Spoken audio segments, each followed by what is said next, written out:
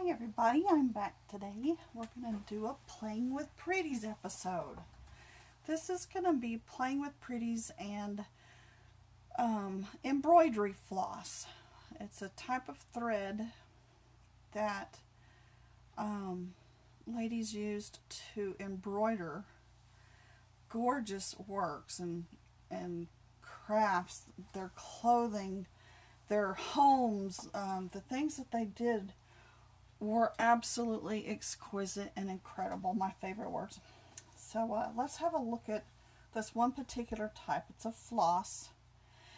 I don't know how it happened, but one day I saw this after I had already bought a few cards of these. I had a collection already started, but I guess it may have even been the same seller on Etsy. She sold this whole box. These are Sida or Sida, S-I-D-A, floss from JWS Sida. I don't know anything much about them other than what you see here. I got this part of the box. There was no lid with it, but there were when I added mine to it. And then I think I probably bought just a few more since then that I found that I didn't have those colors. I added it to it, and it is now a marvelous collection of gorgeous silk type flosses. These are by far my very favorites. They are, some of them, so delicate that when I touch them they are starting to disintegrate. When I pull on them they just fall apart. And so I don't touch these often. But I do want these on film. I do want them on camera. And I do want to share them with y'all so that you can enjoy them too. This color is a deep, rich red with just a touch of blue in it to make it more toward the purple category, I would say. And then the one behind it has more of a orange or coral tone to it.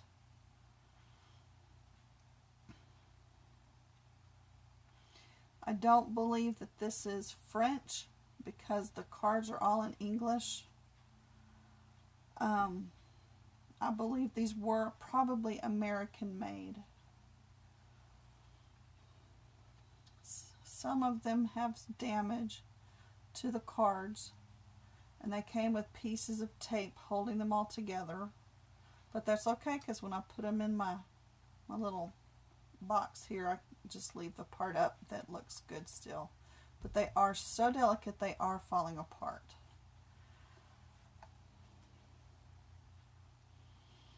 And they are gorgeous colors. This one is a lavender.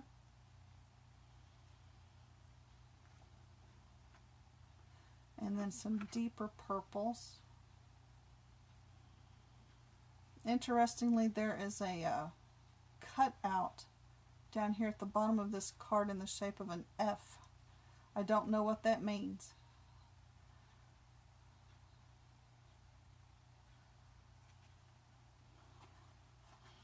These I have done on my blog. I have used these on my blog post that I did just for these, and I have just loved it. Every time on Pinterest, I see them up on Pinterest every once in a while.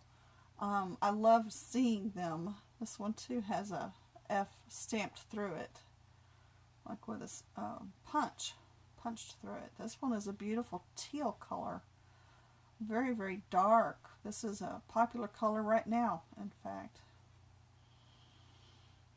So the colors are just incredible. I think that's probably the same one, 72, yeah. Here's a deep blue. Oh, I love that color. And the glossiness after all these years. Oh, they've been through a hard time. I think they've just gotten more beautiful as the years go by.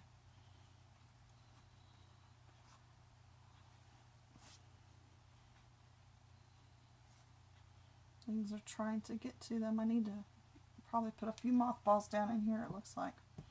Maybe that'll help keep them from getting worse.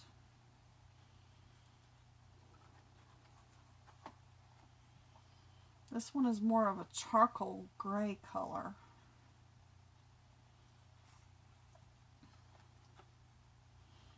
This is a lighter gray going on toward a blue, a slate blue. And now we're doing some greens. Aren't they just lovely? Put a thread. Oops, all the way over here.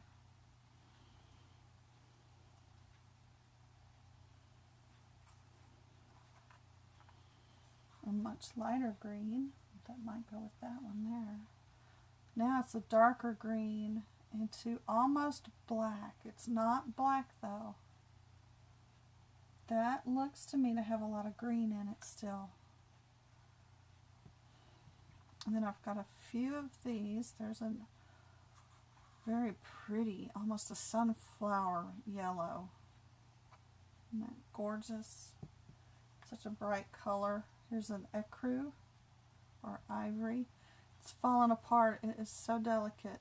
I know if I were to pull on that it would fall right apart. So I'm not going to do that.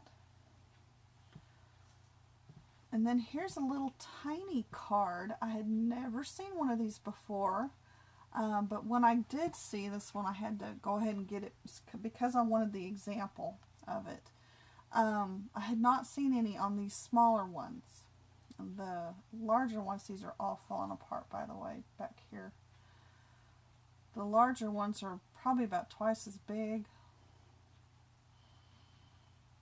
And this one is almost a sable color between a gray and it probably has just aged quite a bit. But it's a really beautiful, delicate color.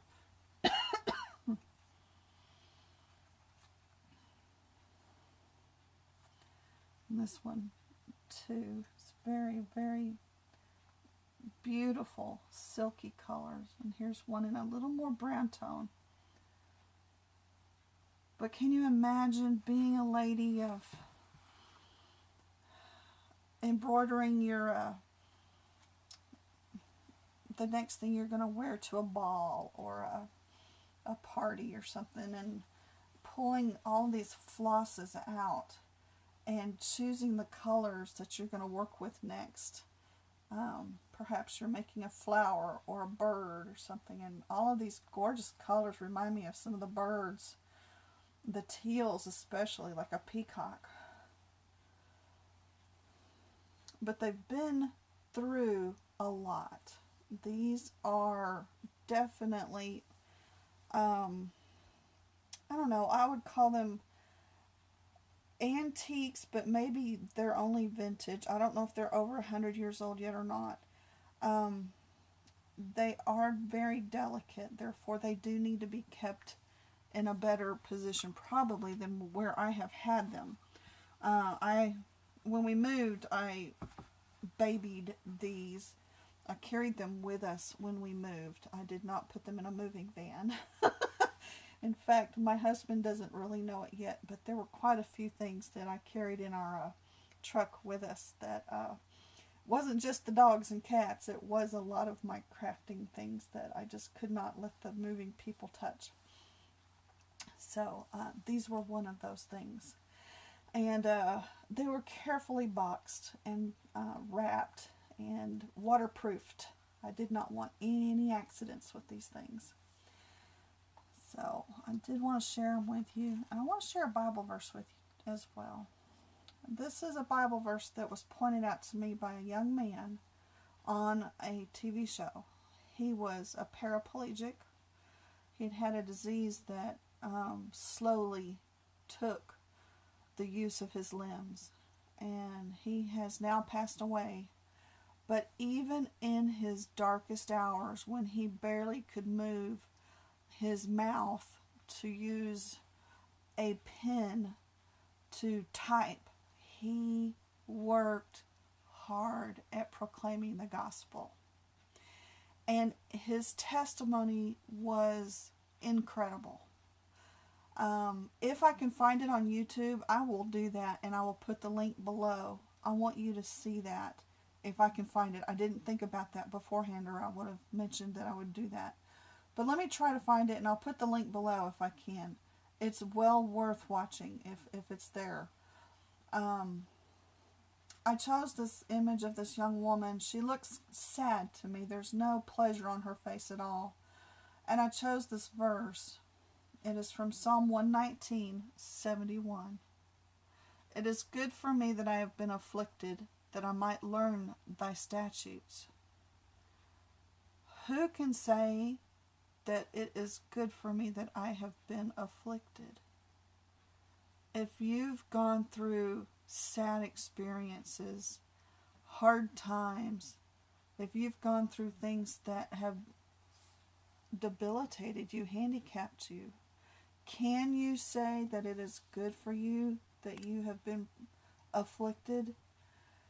And would it be because that you might learn the statutes of God? I hope that that would be so. Hard times do tend to make us look upwards to what God can do. And believe me, He can. The back of this little card says, sore trials make common Christians into uncommon saints and fits them for being used in uncommon service.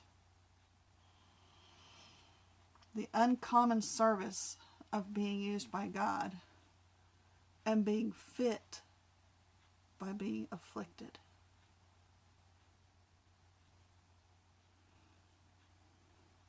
I appreciate your watching.